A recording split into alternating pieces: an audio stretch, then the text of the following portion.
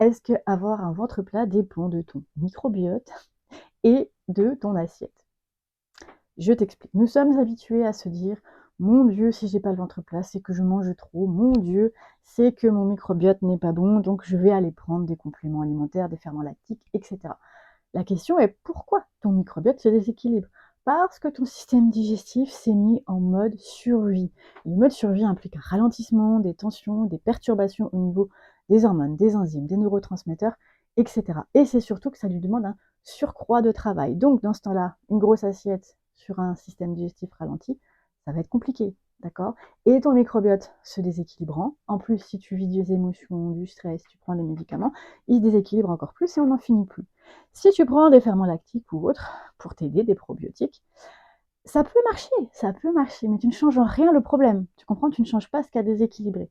Ça peut marcher, pourquoi? Parce que ça peut donner au corps, je dirais le petit plus qui peut l'aider à faire son boulot pour récupérer les affaires. Ceci dit, c'est un petit pourcentage, tant mieux pour toi si ça marche. Mais si ça ne marche pas, sache que c'est juste normal parce que ta physiologie est bloquée en mode survie au niveau de ton système digestif et ton microbiote se détériore. Donc d'un côté, il se détériore et de l'autre côté, tu essaies de le reconstruire.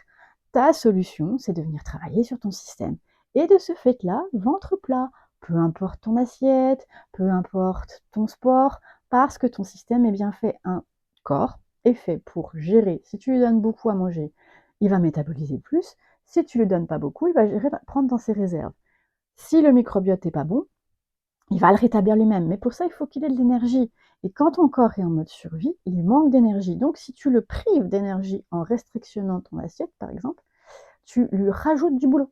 Et après, c'est dans un cercle vicieux, on n'en finit plus. Et ma foi, tu te penses condamné à être gros ou à avoir du ventre. Et je te rassure, tout le monde peut être svelte et en santé. Attention, être svelte ne veut pas dire que tu es en santé. Par contre, quand tu es en santé, tu vas être automatiquement svelte. Et j'entends par santé quand ton système biologique, physiologique intérieur va se rééquilibrer. Et il ne se rééquilibre jamais par des adjuvants extérieurs, jamais par des compléments alimentaires, jamais par des médicaments. Il va se rééquilibrer lorsque tu travailles au niveau neuromusculaire. Ça le dit, neuromusculaire. Chaque muscle est relié via le système nerveux à un organe digestif.